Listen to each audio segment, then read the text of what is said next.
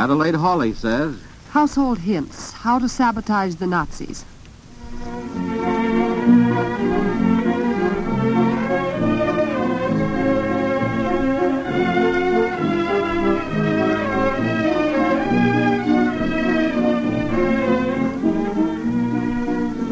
Good morning, friends, and welcome to another Adelaide Hawley program. On this day after the day which made so much history, it makes my daily presentation of the historical facts seem superfluous.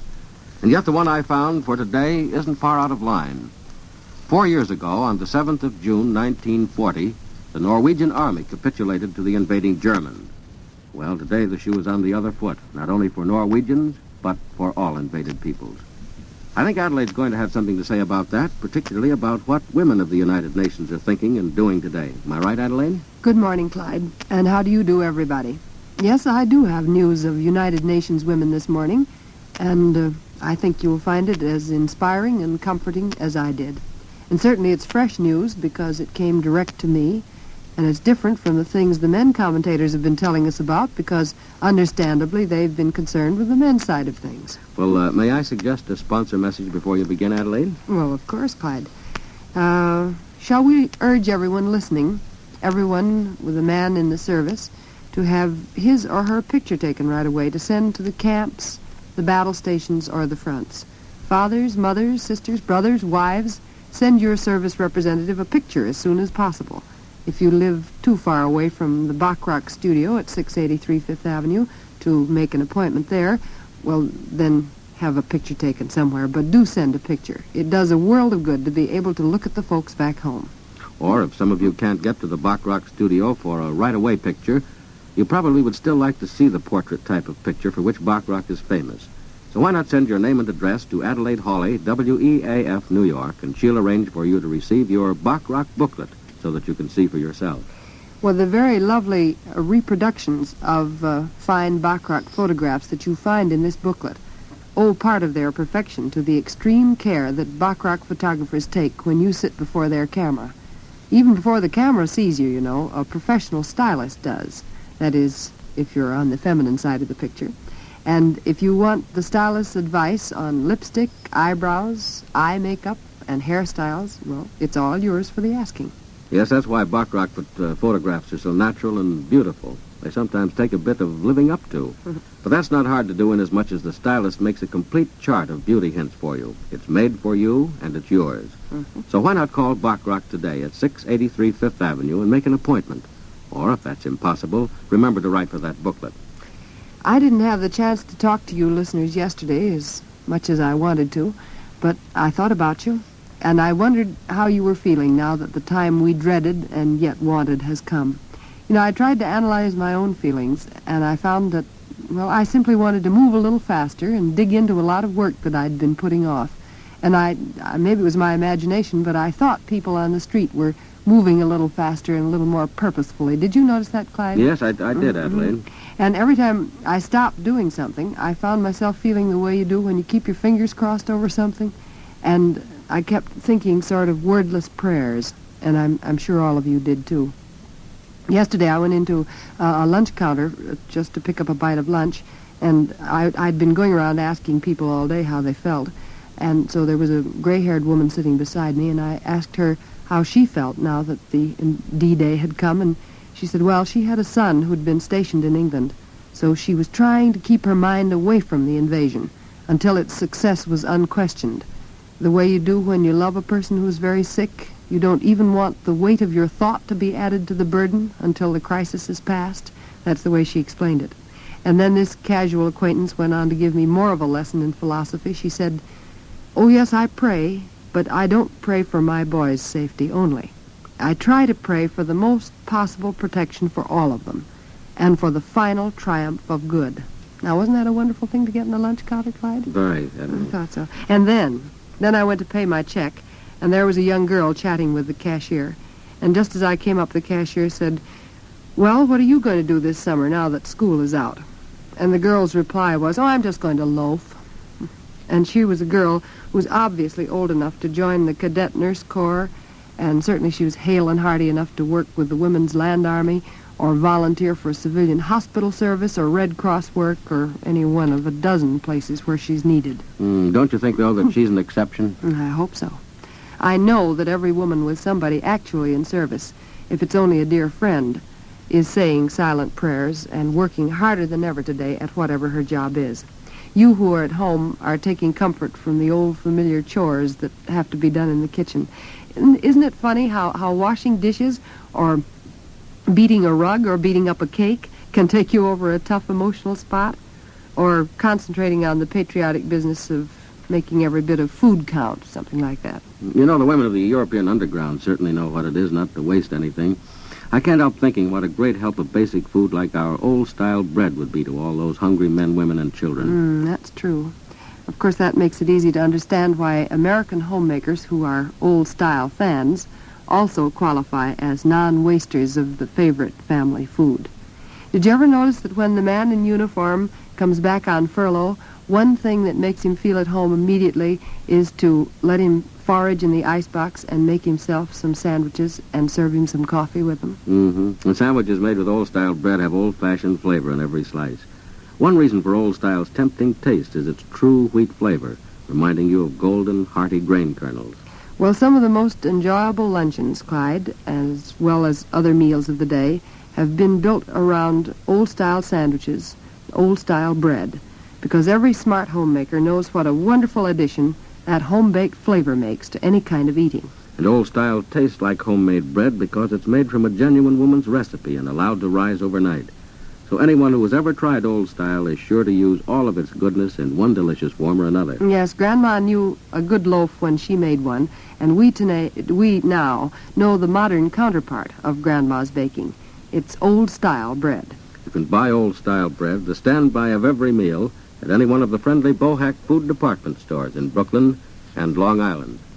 By the way, Adelaide, your speaking of the girl who was planning to loaf this summer made me think that she wouldn't exist in any country actually mobilized on a wartime basis, would she? I should say not. Why, in England, even the younger school children are organized for vacation work. They're part of the Land Army, of course, among many other activities, but perhaps the most amazing thing is the volunteer work they do for the Royal Army Ordnance Corps. They'll do this year, as they did last summer, handle thousands and thousands of shipping tons of supplies for the Army, unloading trucks, checking, packing, counting everything from clothing to nuts and bolts. They don't get paid for it, you know. And then there are 600 girls working somewhere in England, girls whose average age is a little older, about 17, and they're doing very dangerous work for the Ministry of Supply as chemical analysts. They check every batch of explosive before it goes into the shell casings. Well, Adelaide, any women taking part in the actual invasion, do you think? Well, I think you know that, Clyde. You know certainly that the nurses always go with the troops, but this time they're not going to be the only ones. The British estimate that something like, I think it's 200,000 ATs will take part in the invasion, are taking part in it right now. The ATs, of course, are the equivalent of our WACs. They call them the Auxiliary Territorial Service, I think it is. And the first of them went ashore as soon as a beachhead was established. Those were the ones in the signals and communications branch. And next went drivers, clerks, and cooks to drive and repair motor equipment, handle records of supplies and Army pay books and so on, and to cook. And our own WACs have been in England for 2 years, living at Allied Women's Headquarters, and I think it's reasonable to suppose that they'll have first-hand invasion news to tell their grandchildren, too. And certainly the trained girl workers of the OWI will be much in demand in the field of communications. And, let's see, isn't it amazing? This is probably the first time in history that women as an actual part of an army have gone in with an invasion. I should think the women would be quite thrilled. I imagine they are. And the canteen workers of all countries will have plenty to do. In England, they call them the NAFIs, you know. N-A-A-F-I-S. That's the one I hadn't heard, Adelaide. Well, it stands for Navy, Army, and Air Force Institute. And there are 2,000 of them volunteered to do canteen work right up close to the firing line. And then the YMCA will have girls taking care of mobile canteens, too, and they'll not only know how to serve tea and cakes with a smile, they'll know how to fix the truck when it breaks down. You know, these women all make me feel like a sissy. Well, the home front women in England are just as energetic, of course. Oh, my goodness, yes. The girls who do ENSA work, that's Entertainment National Service Association, same as our USO. Certain selected and tried and true members of that organization are ready and waiting with their prettiest washable evening dresses all packed ready to follow the troops with special entertainment units as soon as the canteen girls get rest billets established. I wonder if any invasion was ever thought out in such detail as this one. Why, even the girls who work in government offices in London are all set to live and eat right in their offices in case the transportation system breaks down because of needs for the second front. And housewives are all stocked up with emergency foods as much as possible in case there should be reprisal air raids from Germany so that they won't upset things by going out and standing in line, getting in the way. You know, I imagine the air raid service in England is taken a lot more seriously than it is by some of the members of ours here. Yes, well, it has to be. Every air raid warden is on tiptoe over there with preparation. And then the women who belong to the women's voluntary services are doing a magnificent job. So are ours here, incidentally. But over there, they're catching up on loose ends everywhere, trying to foresee every emergency, getting everything wrapped up and labeled before it happens, you might say. It's the kind of intense preparation that we just can't comprehend over here, never having had a real emergency cracking a whip over us. But, of course, it's not the British women alone in Europe who are ready. Well, I know you have something to say about other United Nations women, Adelaide, but may I just say a final word for a sponsor? Well, of course. Well, this is the time of year when there's never enough space to store all those winter woolens, those heavy blankets, those messy odds and ends. Ah, yes. Well, I can't think of any better way to solve your space and storage problems than with easy-do closets and chests and wardrobes. Now, that style called roller chest, for instance, is grand because it rolls so easily wherever you want to store it. And then there's the easy-do glide chest that glides right under the bed and out of the way. And both the roller chest and the glide chest are just as easy to move as their names would have you believe, and at the same time, they're sturdy and unusually roomy. Well, for any of our listeners who haven't seen these two grand Easy-Do products, you have a pleasant surprise in store. The roller chest is high, wide, and handsome. The glide chest is extremely long and wide, yet high enough to fit comfortably under a bed. Yes, you can tell by Clyde's descriptions of the roller chest and the glide chest that they're both perfect for storing blankets and woolens and clothing. And while you're putting your winter things away, you probably have an urge to do a bit of redecorating, too? Well, in that case, we have just the booklet you need, the Easy Do booklet that you can have simply by sending a postcard with your name and address to Adelaide Hawley, WEAF, Radio City, New York. Yes, you might send that postcard to me, Adelaide Hawley, WEAF, Radio City, New York, and ask for both the Easy Do booklet and the Bachrach booklet. Well, now, what about the women of Holland and Belgium and some of the occupied countries? Oh, you can be sure that they're doing all they possibly can. Of course, not too much is known about them because a good many of their activities are carried on in the underground. But in the Netherlands, the women are hiding and feeding the men who do the fighting. Incidentally, underground Dutchmen are referred to in a phrase in Dutch, which means being on the bicycle, because that's the only way they can get around. The women in the university towns of Delft and Amsterdam also hide and feed the students who've refused to attend that's a very good word, isn't it? Germinated is very good. Yes, German-dominated classrooms is what I was going to say. In many places, they've turned printers and typesetters, publishing underground newspapers. But perhaps the most outstanding characteristic of the Dutch woman is her stubborn resistance to the Nazis in every way that she dares. And then I think I might just mention about the Norwegian women, inasmuch as June 7th is the anniversary of the fall of Norway in 1940, as you said, Clyde. I think the story of Norway indicates that a woman's strength is, a country's strength, is certainly no greater than its women. In Norway, the most important underground work has been done in the kitchen by the housewife. Hunger and starvation would have been far worse had it not been for the resourceful meals turned out by the housewives from their tiny store of potatoes and bread, plus sometimes a bit of fish. And women have proved and are proving to be good at the tough routine jobs that the underground requires.